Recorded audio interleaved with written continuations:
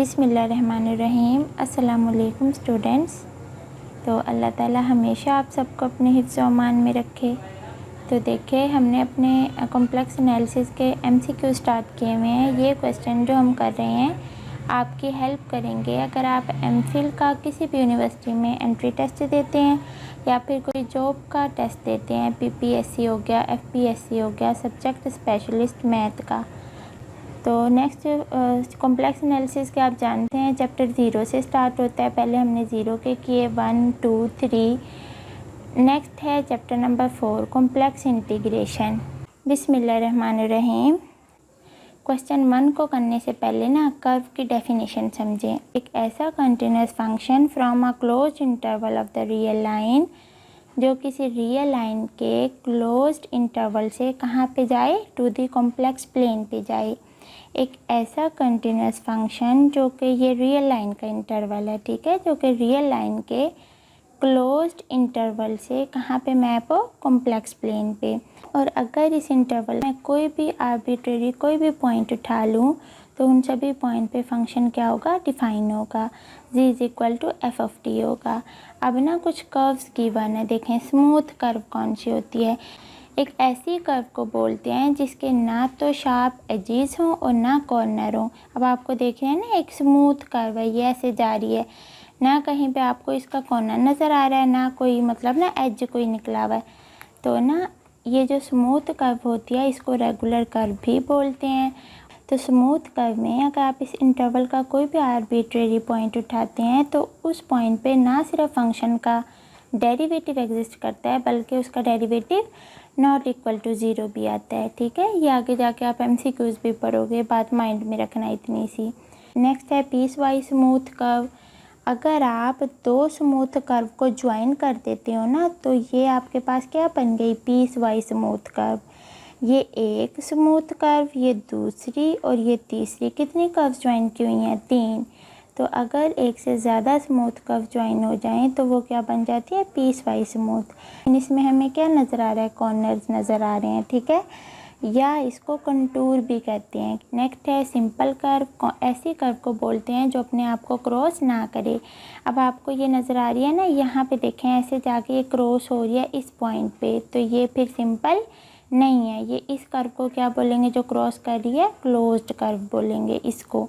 तो यहाँ पे आप देखो, मैंने यहाँ भी ब्लैक उससे लिखा हुआ है पेन से कि ये जो कर्व है ना वो भी क्या हुई, फिर सिंपल कर्व, क्योंकि ये तो क्रॉस नहीं कर रही अपने आप को। तो जो स्मूथ कर्व होती है ना ये भी सिंपल कर्व है। इसके अलावा यहाँ भी मैंने लिखा हुआ है, यहाँ भी क्रॉस नहीं कर रही इटसेल्फ, तो ये भी सिंपल कर्व है। नेक्स्ट है जॉर्डन कर्व। एक ऐसी कर्व को बोलते हैं जिसका स्टार्टिंग और एंडिंग पॉइंट क्या हो, सेम हो। इधर से मैंने स्टार्ट की थी और इधर ही स्टॉप की है। तो फिर एक ऐसी कर्व जो कि सिंपल भी हो और क्लोज्ड भी हो। सिंपल मीन्स जो अपने आप को क्रॉस ना करे, और क्लोज्ड मतलब जहाँ से स्टार्ट हुई है वहाँ पे एंड। तो ऐसी कर्व को जॉर्डन कर्व बोलते हैं। अब ये सारा देख लिया, अब आ जाए क्वेश्चन पे। A curve traced by a complex valued function w = f(g) such that के f(g1) is not equal to f(g2) for g1 is not equal to g2 then curve is called. क्या कह रही हैं, एक ऐसी कर्व जिसको हम ट्रेस कर रहे हैं complex valued function w = f(g) such that कि अगर आपके पास दो पॉइंट ही आपस में इक्वल नहीं है तो उनके कोरस्पॉन्डिंग जो उनके फंक्शनल वैल्यू है वो भी सेम नहीं आएगी। तो ऐसी कर्व को बोलते हैं स्मूथ कर्व। तो ना ये स्मूथ कर्व की डेफिनेशन गिवन है। इसके बाद नेक्स्ट देखते हैं। नेक्स्ट है question number 2, a curve which is simple as well as closed. अभी हमने पीछे पढ़ी, जो सिंपल भी होगी मतलब अपने आप को क्रॉस ना करे, और क्लोज्ड भी होगी, जहाँ से स्टार्ट वहीं पे एंड। तो ऐसी कर्व को क्या बोलते हैं, जॉर्डन कर्व। ऑप्शन सी है इसका। If C is a circle with centre at Z0 and radius R then integral इस कर्व C कंटूर C के अलॉन्ग Z - Z0 का जो पावर क्या है, -1 dz क्या होगा, 1 2 पाई आयोटा 0 पाई आयोटा। अब ना ये कॉम्प्लेक्स एनालिसिस में रिजल्ट है, बस इसको याद रख लें। देखें इंटीग्रल किसी भी कर्व C के अलॉन्ग, ये आपका फंक्शन है 1/z - Z0 की पावर n। तो ये इक्वल टू, अगर तो ये जो पावर है ना n ये होगी 1 के इक्वल, तो फिर ये जो फंक्शन का इंटीग्रल है वो किसके इक्वल होगा, 2 पाई आयोटा के। और अगर n के अलावा कोई नंबर होगा, मतलब n is not equal to 1 होगा, तो फिर इसका आंसर क्या होगा, 0। तो आपने ये रिज़ल्ट के थ्रू हम इसको करेंगे। देखें, अब ये है इंटीग्रल c, इसको नीचे लेकर आएंगे 1 के नीचे, तो इसकी पावर ने क्या हो जाना है, पॉजिटिव। तो यहाँ पे n हमारा क्या बना, 1 बना, और 1 के केस में आंसर क्या आएगा, 2 पाई आयोटा। आंसर क्या आया, 2 पाई आयोटा। तो बी ऑप्शन करेक्ट है। इसके अलावा इसको कॉशी इंटीग्रल फार्मूला से भी किया हुआ है, फार्मूला हमने प्रूफ भी किया हुआ है। जब हमने बुक पढ़ी थी, हमने पढ़ा था कि F of A is equal to 1/2 pi iota integral C F of G over G minus A और डी जी। ये फार्मूला हमने प्रूफ किया हुआ है, जो कि क्या है, कॉशी इंटीग्रल फार्मूला। यहाँ फार्मूला जो लिखा हुआ है ना, वो ये भी कॉशी इंटीग्रल ही है। फ़र्क क्या कहाँ पे है, जी माइनस जी नॉट किसकी जगह पे है, ए की जगह पे। वो कोई फ़र्क नहीं पड़ता, पॉइंट कोई मर्जी हो सकता है, ठीक है। यहाँ फॉर्मूले में जब हमने प्रूफ किया था तो ये मैंने ए के साथ प्रूफ करवाया था, यहाँ जी नॉट आ गया, कोई बात नहीं है, ठीक है। और इज़ इक्वल टू ये 2 पाई आयोटा इसके साथ गया तो ये आ गया। और जैसा कि मैंने कहा, पॉइंट हम क्या ले रहे हैं, जी नॉट, ए की जगह पे, तो एफ ऑफ जी नॉट, तो ये वही फॉर्मूला लगाया, इक्वल टू देखें 2 पाई आयोटा तो एज इट इज़। इसको कंपेयर करो इसके साथ, तो एफ ऑफ जी कितना आया, 1। तो एफ ऑफ जी 1 है, तो हमने जी नॉट पॉइंट पे देखनी है ना, तो वो भी 1 नहीं होगा क्योंकि कांस्टेंट है, उसने तो 1 का 1 ही रहना है। तो 2 पाई आयोटा इसकी जगह पे 1 पुट किया तो भी आंसर क्या आया, यही ऑप्शन आया। नेक्स्ट देखें 4, piecewise smooth curve is called. हाँ जी, एक पीस वाइज स्मूथ कर्व को क्या बोलते हैं, कंटूर भी बोलते हैं, पढ़ा हमने। नेक्स्ट है क्वेश्चन नंबर 5, क्या है, इंटीग्रल ये along curve C F of G D G का जो होल मॉड है वो लेस देन इक्वल टू है एफ ऑफ जी का मॉड इनटू एल, वेयर, जिसमें एल क्या चीज़ है। तो आपने चैप्टर 4 जब पढ़ा है ना, उसमें सारा इसका बताया हुआ है कि एल जो होती है ना वो लेंथ होती है कंटूर सी की। तो बी ऑप्शन करेक्ट है। नेक्स्ट देखें 6 वाला क्या है कि इंटीग्रल क्या है, नीचे अयोटा है और ऊपर क्या है, 2 प्लस अयोटा 1/जी² फंक्शन है और डी जी का mod less than equal to किसके है। तो अभी हमने फॉर्मूला इसका पढ़ा कि ये देखें सारी यही चीज़ है ना, फंक्शन की जगह पे क्या है, 1/जी² और मॉड सारा लेस देन इक्वल टू। तो हमने ना ये चीज़ बतानी है कि ये क्या निकलती है, ये चीज़ फाइंड आउट करनी है। क्या क्या निकालेंगे, एफ ऑफ जी का मॉड निकालेंगे और एल निकालेंगे, ठीक है। तो इन दोनों को जब मल्टीप्लाई करेंगे ना तो इनमें से कोई एक ऑप्शन आ जाएगी। तो उसके लिए इसको हम सॉल्व इस तरीके से करेंगे कि इसकी नीचे वाली लिमिट पकड़ी क्या है, अयोटा, इसको हम लिख सकते हैं 0 प्लस अयोटा। और इसको अगर ऑर्डर पेयर में लिखूं तो 0,1 आएगा। ऊपर वाली है 2 प्लस अयोटा, इसकी रियल है पार्ट 2 और इमेजिनरी है 1, तो ये ऑर्डर पेयर बना 2,1। मतलब एक स्ट्रेट लाइन बन रही है ए से बी। क्या बन रही है, इन 2 पॉइंट से हमारे पास ए से बी तक एक स्ट्रेट लाइन बन रही है।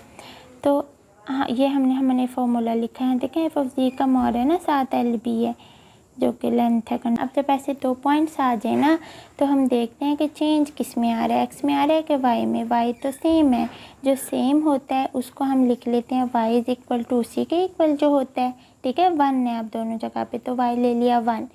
अब चेंज आ रहा है एक्स में, यहाँ 0 है यहाँ पे 2 है, तो एक्स को ना हम एक किसी पैरामीटर टी के इक्वल ले लेते हैं, ठीक है। ये पहले भी आप क्वेश्चन ऐसे करके आए होंगे, कॉम्प्लेक्स में चैप्टर में भी हमने किए हैं। एक्स को इस पैरामीटर टी के इक्वल ले लिया और जो हमारे पास जी फंक्शन है ये आपका कर्व से बिलोंग कर रहा है, कर्व के अलॉन्ग इंटीग्रेट कर रहे हैं ना, ये कंटूर के अलॉन्ग। तो इसलिए जी को हमने इस तरह से सिंगल पैरामीटर्स की फॉर्म में लिख दिया, जो कि क्या है, parameter T, X of T plus iota Y of T. तो एक्स को जब टी लिया तो टी की रेंज क्या है, 0 से 2 तक, 0 से 2 में बस चेंज हो रहा है और ये इसकी रेंज लिख दी। अब हमने यहाँ से निकालना है एल और एफ ऑफ जी का मॉड। एल निकालने के लिए आपके पास ये फॉर्मूला है, D S is equal to, ये बेसिकली एल ही है, स्क्वायर रूट क्या है, ये एक्स का derivative with respect to T, यहाँ पैरामीटर टी ले रहे हैं तो उसी के रिस्पेक्ट से डेरिवेटिव लेंगे, और वाई का derivative with respect to T और उनका स्क्वायर और ऊपर से स्क्वायर रूट। इनकी जगह पे सब्स्टिट्यूशन की तो 1 आ गया। तो एल हमारे पास ये फॉर्मूला मैंने कहा ये एल लिया, ठीक है। तो इसकी जगह पे जब हमने इसकी इनकी वैल्यू रखी तो 1 dt आ गया, और जो हम पैरामीटर लिया है उसकी जो रेंज हमने लिखी वो लिमिट्स आ जाएंगी 0 से 2। 1 dt आपको पता है कि 1 की इंटीग्रेशन क्या होती है t, और इस पे लिमिट्स जब अब पुट करेंगे तो एल की वैल्यू तो आ गई 2। अब निकालना है एफ ऑफ जी का मॉड। एफ ऑफ जी का मॉड निकालने के लिए फंक्शन है हमारे पास 1/z²। फंक्शन लिया सबसे पहले, अब ना ये है रेसिप्रोकल में 1/z²। हम पहले z निकाल लेते हैं, सॉरी z² निकाल लेते हैं। तो z इसके इक्वल होता है, इसमें x प्लस एटा y का फॉर्मूला स्क्वायर है ना, तो वो स्क्वायर हो जाएगा। तो a प्लस बी का square whole square formula open कर दिया यहाँ पे। उसके बाद हमें तो चाहिए अपने फंक्शन का मॉड, क्या चाहिए, मॉड। तो उसके लिए ना हम अपने इसका मॉड ले लेंगे z², यही है अभी तो हमारे पास फंक्शन, ये देखें ना ये है, तो z² का मॉड ले लिया, तो जो कि ये चीज़ आई रियल का स्क्वायर प्लस और इमेजिनरी ये है ना 2xy, तो उसका स्क्वायर और ऊपर से square root is equal to, इधर इसका स्क्वायर ओपन किया इसका स्क्वायर ओपन किया तो ये आ गया। उसके बाद नेक्स्ट स्टेप में जब इन दोनों को सॉल्व किया तो 4 - 2 2 आ गया।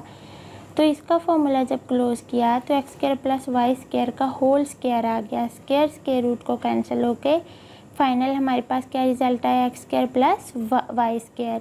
y को अगर आप 1 रखते हो और x की छोटी वैल्यू 0 भी पुट करते हो तो भी क्या आएगा, इसका आंसर, इस चीज़ का आंसर 1 के तो इक्वल आएगा। और अगर आप 2 पुट कर देते हो तो 2 + 1 वो फिर 1 से बड़ा हो जाएगा, मतलब या तो 1 के बराबर आ रहा है या 1 से ग्रेटर आ रहा है। लेकिन हमें चाहिए यहाँ इसका 1/z² का मॉड चाहिए, तो यहाँ इसका कर दो, रेसिप्रोकल कर दो।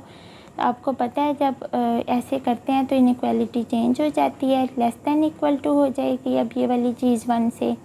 तो ये हमारे पास एफ ऑफ जी का मॉड हो गया लेस देन इक्वल टू 1, ठीक है। अब आपने इनको सब्स्टिट्यूट कर दें, देखें हमारा ये था ना, ये फॉर्मूला था लेस देन इक्वल टू, ये चीज़ थी। तो एफ ऑफ जी का जो मॉड है वो क्या है, वो 1 है। ये देखें, एक और बात सुन लें, ये जो एफ ऑफ जी का मॉड है ना इसको आप एम भी कहते हो। अगर कहीं फॉर्मूले में एम आ जाए तो इसका मतलब यही है एफ ऑफ जी का मॉड। तो 1 लिखा, एल क्या निकला 2, तो 2 × 1 2, तो फिर करेक्ट ऑप्शन इसकी क्या है 2। आई होप आपने MCQ समझा होगा। देखिए ज़्यादा मुश्किल नहीं है, बस ये थोड़ा सा लेंथी है। नेक्स्ट अभी हम करते हैं ना, फिर ये नहीं लगेंगे मुश्किल। नेक्स्ट है question number 7, if z is a semi unit circle. तो जो z कॉन्जुगेट है dz, तो जो इंटीग्रल अलोंग कर z कॉन्जुगेट dz का जो ये है मॉड वो लेस देन इक्वल टू किसके है, ये भी सेम पिछले जैसा क्वेश्चन है। तो देखें ये फॉर्मूला लिखा है, चाहे ऐसे लिख लो और या फिर ऐसे लिख लो, ठीक है। एफ ऑफ जी मॉड की जगह पे चाहे m लिख लो। अब यहाँ हमें गिवन है सेमी यूनिट सर्कल, यूनिट का मतलब है 1 रेडियस का सर्कल है और सेमी का मतलब है हाफ सर्कल है, ठीक है। तो हाफ का आपको पता है क्या होती है, 0 से पाई तक होती है, उसकी लिमिट्स हम लेते हैं या रेंज आप कह लें।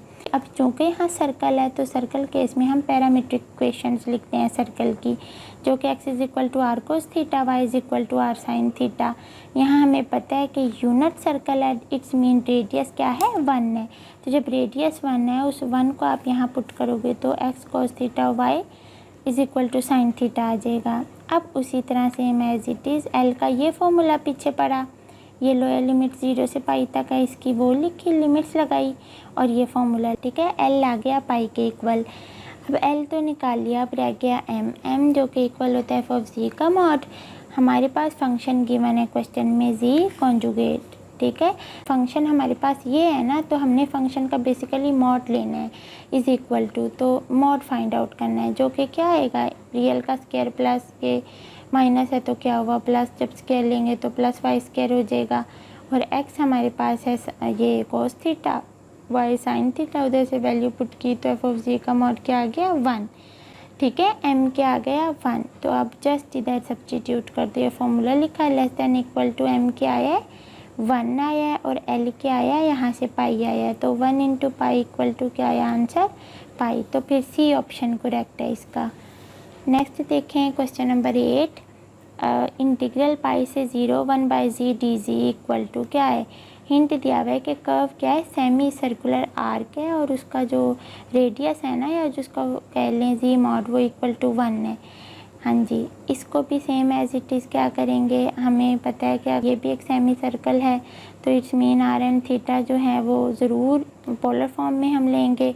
तो z is equal to R, चूँकि हमारे पास वो है ये जी मोड ना बेसिकली आर के इक्वल होता है, मतलब ये रेडियस के इक्वल होता है इसमें कॉम्प्लेक्स एनालिसिस में। तो यहाँ रेडियस 1 है, e की power iota theta, D G हमने फाइंड आउट करना है। तो आयोटा, इसका जब डेरिवेटिव डिफरेंशियल लेंगे तो ये आ जाएगा आयोटा e की power iota theta D theta.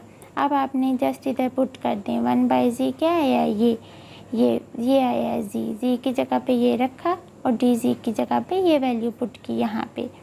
इस स्टेप के बाद ना ऐसे जाना है। तो उसके बाद इसमें से आयोटा तो बाहर आ गया, ये इससे कैंसिल हो गया e के पावर आयोटा थीटा, और अंदर क्या बचा खाली 1d थीटा। 1 की इंटीग्रेशन यू नो थीटा होती है, और अपर लोअर लिमिट्स जब आप पुट करोगे तो -पाई आयोटा आ जाएगा। कौन सी ऑप्शन आ जाएगी, डी ऑप्शन करेक्ट है इसकी। सेमी सर्कुलर आर्क उन्होंने कह दिया है, रेडियस बता दिया है, तो फिर हम ना पोलर फॉर्म में उसको लेके चलते हैं ताकि हमारे लिए ईजी हो जाए। क्वेश्चन नंबर 9 है, if C is a straight line from G is equal to minus iota to G is equal to plus iota, then integral इस कर्व सी के अलॉन्ग जी का जो मॉड है वो डी जी किसके इक्वल होगा। अब इसमें देखें स्ट्रेट लाइन है जो कि क्या, एक point G is equal to minus iota, ये क्या पॉइंट बना 0,-1, ये है तो इमेजिनरी पार्ट दोनों गिवन है ना, इमेजिनरी पॉइंट्स हैं। तो यहाँ x 0 है और y क्या है 1। तो इस बार क्या करते हैं, जो x है उसको हम 0 ही रखेंगे, और ये जो चेंज हो रहा है इसको हम कोई नए पैरामीटर के इक्वल रख देंगे y को ना। तो x को हमने 0 रखा, y को इक्वल t रखा, और जो t की रेंज है वो -1 से 1। और मैं यहाँ भी बता दूँ आपको, xy प्लेन पे यहाँ होता है ना प्लस आयोटा इमेजिनरी 0,1 पेयर यहाँ पे है, और यहाँ माइनस आयोटा ये, तो मतलब ये वाली एक स्ट्रेट लाइन बनी है इसे भी। तो अब उसके बाद हमने निकालना है ये चीज़ फाइंड आउट करनी है। तो इसके लिए हमें पता है जी ये होता है, इसमें x हमें पता है 0 ले लिया, y आयोटा t ले लिया, y t है ना, तो वो तो हमने निकालना है जी का मॉड। हमें पता है रियल पार्ट 0 है, इमेजिनरी t है, तो आपके पास ये आ गया। यहाँ से जी ये है तो डी जी भी तो हमें चाहिए ना इधर पुट करने के लिए, तो जब वो निकाला तो आयोटा डी टी आ गया। अब आप सिंपल क्या किया है, इधर सब्स्टिट्यूट कर दिया, इसकी लिमिट्स क्या आई -1 से 1 जो हमने रेंज निकाली, और जी का मॉड हमारे पास टी आया, और iota D T equal to -1 से 1, और अंदर क्या बचा टी डी टी। तो ये हमारे पास बच गया T D T is equal to. अब देखो ये वाला आयोटा एज इट इज़, ये 2 कहाँ से आया है, देखें ओरिजिन से नीचे ले लें चाहे डिस्टेंस चाहे ऊपर ले लें, तो है तो 1 का ही ना, 0 से 1, नीचे भी 0 से -1। तो हमने क्या किया, 2 टाइम्स इंटीग्रेशन 0 to 1 लिमिट ले ली, और T D T is equal to, अब टी का आपको पता है इंटीग्रेशन कर देनी है t²/2, और यहाँ पर लिमिट्स जब आप सब्स्टिट्यूट करेंगे तो आंसर क्या आ जाएगा, आयोटा। तो फिर करेक्ट ऑप्शन कौन सी होगी, सी। नेक्स्ट देखें 10 वाला, if G is a circle G mod equal to 2 है, कितने रेडियस का सर्कल है 2, देन इंटीग्रल, ये फंक्शन की हमने इंटीग्रेट करना है, क्या होगा। जब इस टाइप का फंक्शन आ जाए तो हम उसको क्या करते हैं, उसके फैक्टर बना लेते हैं। अब फैक्टर बना लिए तो ये आ गए। अब हमें पता है कि जो कॉची इंटीग्रल फार्मूला है ना, उसमें नीचे क्या होता है, जी माइनस जी नॉट, एक ही है ना, एक ही फंक्शन है, तो यहाँ हमारे पास कितने आ रहे हैं, 2 आ रहे हैं। तो पार्शियल फ्रैक्शन को यूज़ करते हुए आप देखो कि ए की वैल्यू निकाल ली बी की, यहाँ और यहाँ पुट करने के बाद क्या ले लो, इंटीग्रेशन ले लो, तो हमारे पास ये चीज़ बन गई। ठीक है, अब देखो -1/2 कांस्टेंट है, बाहर आ गई इंटीग्रल, ये हमारे पास फंक्शन पे अप्लाई हो गया। इसी तरह यहाँ ये काम हुआ। अब यहाँ पे फंक्शन होल कॉम्प्लेक्स प्लेन पे एनालिटिक है, एक्सेप्ट किस पॉइंट पे, -1 पे। ठीक है, यहाँ पे किस पे, 1 पे। अब आपको ये चीज़ कैसी नज़र आ रही है, आपने फॉर्मूला यहाँ देखा ना अभी, ये चीज़ इक्वल है 2 pi iota F of G nought के। यहाँ पे जो पॉइंट है वो कहाँ पे आता है, फंक्शन के अंदर आता है। तो फिर हम इसकी जगह पे क्या लिखेंगे, 2 पाई आयोटा, इसकी जगह पे क्या लिखा, 2 पाई आयोटा, और फंक्शन आपके पास क्या है यहाँ पे 1, तो एफ ऑफ जी ले लें, एफ ऑफ जी नॉट ले लें, जब कांस्टेंट है 1 है तो 1 नहीं रहना है, तो यहाँ 1 आ गया, प्लस ये 1/2 एज इट इज़, इसकी जगह पे 2 पाई आयोटा, और एफ ऑफ जी नॉट आपके पास क्या आया 1, क्योंकि ऊपर फंक्शन एफ ऑफ जी क्या है 1 है। अब जब आप इनको सॉल्व करेंगे ना, दोनों टर्म्स कैंसिल हो जाएंगी, तो आंसर क्या आएगा 0। ए ऑप्शन करेक्ट है। तो देखें हमने 10 MCQs कर लिए हैं। नेक्स्ट इंशाल्लाह हम इसका सेकंड पार्ट बनाते हैं, ये वीडियो ज़्यादा लंबी हो रही है।